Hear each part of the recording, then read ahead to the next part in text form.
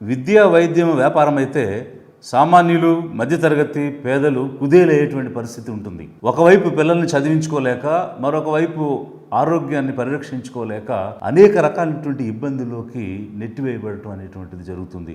నేను పాదయాత్రలో చూశాను. పిల్లల చదువుల కోసం, ఎవరికైనా అనారోగ్యం చేస్తే ఆరోగ్యం కోసం ఆస్తులు అమ్మిన వాళ్ళు ఉన్నారు, భూములు అమ్మినటువంటి వాళ్ళు ఉన్నారు, బంగారం అమ్ముకున్న వాళ్ళు, తాకట్టు పెట్టుకున్న వాళ్ళు ఉన్నారు. పేద కుటుంబాలైతే పిల్లల చదువుల కోసం, ఆరోగ్యం కోసం తాళిబొట్లు కూడా తాకట్లు పెట్టుకున్నది, అమ్ముకున్న పరిస్థితి చూడటం జరిగింది.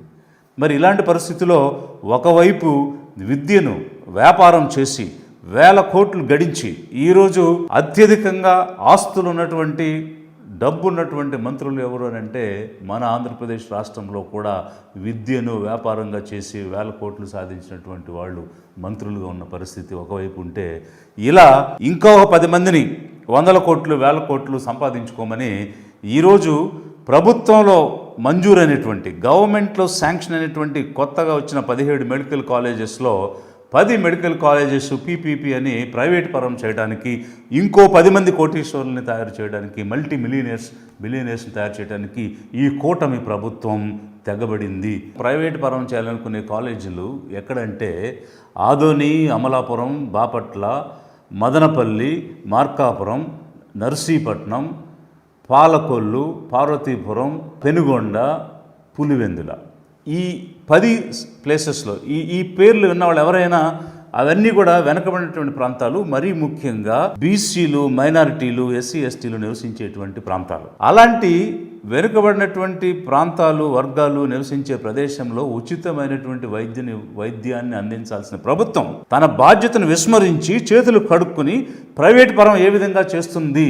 మన రాష్ట్రంలో జిల్లాకి ఒక గవర్నమెంట్ జనరల్ హాస్పిటల్ తీసుకురావాలి అనేటువంటి ఆలోచనతోటి ఆ రోజు గవర్నమెంట్ ఆఫ్ ఇండియాకి ఒక అప్లికేషన్ పెట్టినప్పుడు మన వైద్య విధాన పరిషత్తులో ఉన్నటువంటి ఏరియా హాస్పిటల్స్ని డిస్ట్రిక్ట్ హాస్పిటల్స్గా అప్గ్రేడ్ చేసి కొత్తగా జిల్లాలు ఏర్పాటు చేసి ఒక్కొక్క పార్లమెంటరీ నియోజకవర్గానికి ఒక జిల్లా చొప్పున ఏర్పాటు చేసి ట్రైబల్స్ నివసించేటువంటి ప్రాంతంలో పాడేరు, పార్వతీపురం, రంపచోడవరం ఇవన్నీ కలిసి ఉన్న దగ్గర 2 జిల్లాలుగా 25 పార్లమెంట్స్కి మనం 26 జిల్లాలు చేసుకుని ఈ 26 జిల్లాలకి మెడికల్ కాలేజీలు కావాలని ఆ రోజు అప్లై చేస్తే 17 కాలేజీలు శాంక్షన్ అయింది. అందులో మచిలీపట్నం, పాడేరు, మార్కాపురం 3 కాలేజెస్కి government of India financial sanction కూడా ఇచ్చింది. అలాంటి సమయంలో ఈరోజు మార్కాపురం మెడికల్ కాలేజీని ఇప్పుడు ప్రైవేట్ చేసేటువంటి లిస్టులో పెట్టారు. అసలు మార్కాపురం అనేది ఎంత బ్యాక్వర్డ్ ఏరియా.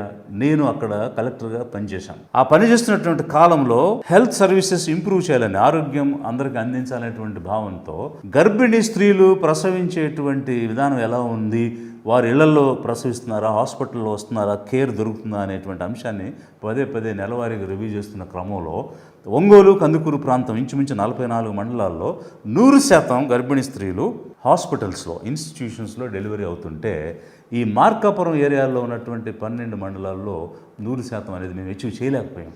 ఎందుకు అచీవ్ చేయలేకపోయామంటే ఎర్రగొండపాలెం ప్రాంతంలో త్రిపురాంతకం, పొలాల చెరువు, డోర్నాల, పెద్దారవీడు అక్కడంతా కూడా ప్రిమిటివ్ ట్రైబల్స్, చెంచులు ఉన్నారు, షెడ్యూల్ కాస్ట్ పాపులేషన్ ఉంది.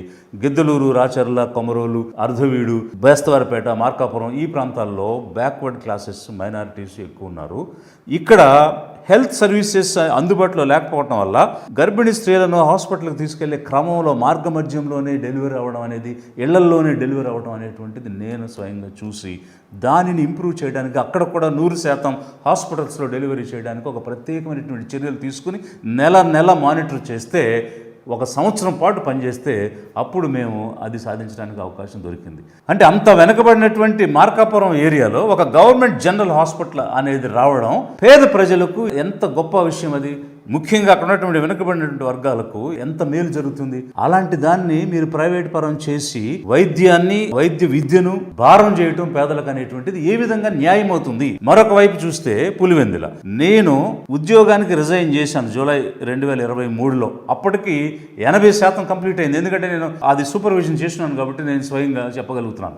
అలాంటిది ఆ తర్వాత అది కాలేజ్ పూర్తి చేసుకుని 50 సీట్లు అడ్మిషన్స్ కూడా ఇవ్వడానికి గవర్నమెంట్ ఆఫ్ ఇండియా పర్మిట్ చేస్తే దానిని వాటిని ఇప్పుడు ప్రైవేట్ పరం చేసేటువంటి లిస్టులో పెట్టారు. అంటే ఇక్కడ పులివెందులు అనగానే ఏమనుకుంటారంటే ఈ వైఎస్ఆర్సీపీకి పక్క వైపు కొమ్ము గాయడానికి లేదా ఆ వైపు మద్దతుగా మాట్లాడటానికి ప్రయత్నం చేస్తున్నారనేటువంటిది అలాంటి బురద జల్లే కార్యక్రమం కూడా ఉంటుంది. కానీ ఇక్కడ గమనించాల్సిన విషయం ఏంటంటే లిబరేషన్ కాంగ్రెస్ పార్టీ అనేది పేదల పార్టీ, పేదల కోసం మాట్లాడే పార్టీ, పేద ప్రజల పక్షాన గొంతునిచ్చి పోరాడేటువంటి పార్టీ. కాబట్టి ఈరోజు అది పులివెందుల, మార్కాపురమా, బాపట్ల, అమలాపురమా, ఆదోని అనేటువంటి విషయం కాదు. ఇక్కడ ప్రజలకు అన్యాయం జరుగుతుంది, పేదలకు అన్యాయం జరుగుతుంది. కాబట్టి నాకు తెలిసినటువంటి ఒక నిజాన్ని ప్రజల దృష్టికి తీసుకుని వచ్చి ఇది ఏ విధంగా న్యాయం ప్రజలు ఆలోచించండి అని చెప్పాలనేటువంటి ఉద్దేశంతో నేను ఈ విషయం ప్రస్తావన చేస్తూ ఉన్నాను. అంతేగాని ఒక జనసేన అధ్యక్షుడు పవన్ కళ్యాణ్ గారి లాగా చంద్రబాబు నాయుడు గారిని ముఖ్యమంత్రి చేసి ఆ తర్వాత ఇంకో 15 సంవత్సరాలు ఈయనే ఉంటాడని చెప్పడానికి పార్టీ పెట్టలేదు మేము లిబరేషన్ కాంగ్రెస్ పార్టీ.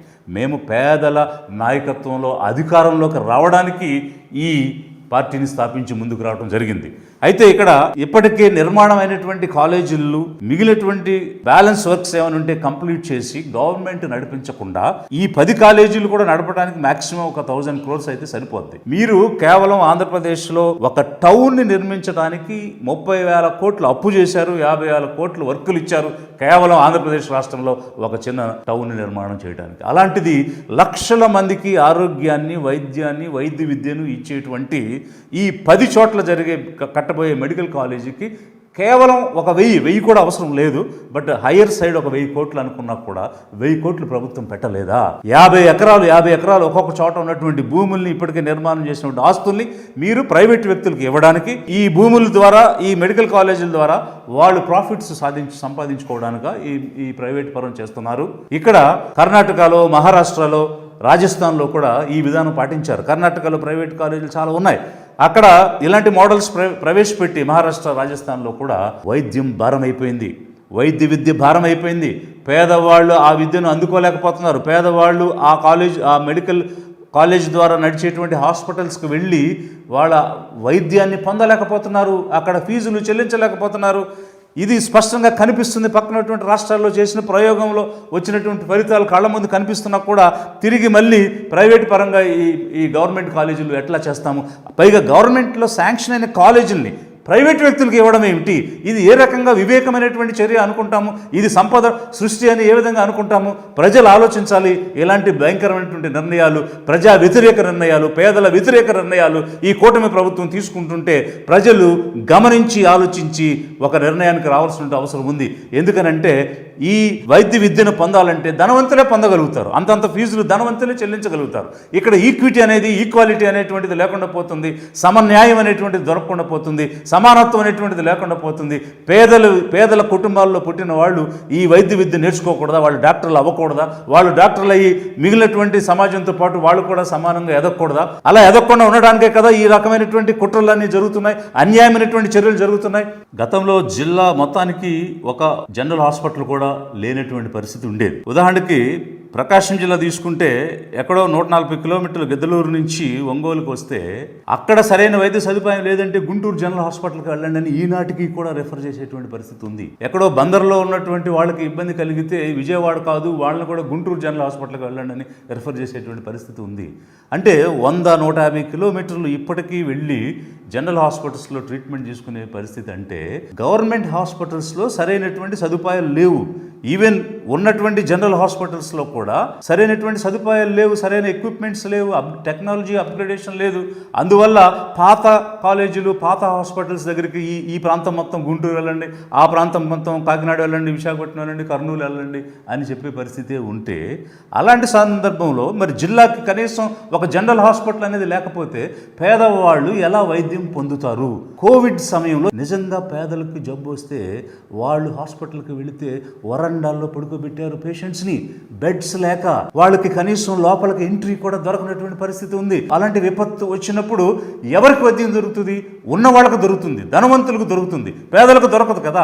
అందుకు కదా వైద్యాన్ని ప్రభుత్వం ద్వారా నడిపించి ప్రభుత్వం ద్వారా ఇవ్వాలి. ప్రైవేట్ పరం చేస్తే రేపు ఈ ప్రైవేట్ కాలేజీల్లో విపత్తు వచ్చినప్పుడు ఈ పేదలు వస్తే వాళ్ళకి అవకాశం ఇస్తారా? వాళ్ళకి అడ్మిషన్ ఇస్తారా? వాళ్ళకి బెడ్స్ ఇస్తారా? ఇన్ని సమస్యలు ఉంటే అసలు ప్రజల గురించి ఆలోచించకుండా నేరుగా 10 కాలేజీలు మేము ప్రైవేట్ వాళ్ళకి ఇచ్చేస్తామని ఈ కూటమి ప్రభుత్వం ఎలా నిర్ణయం చేస్తుంది?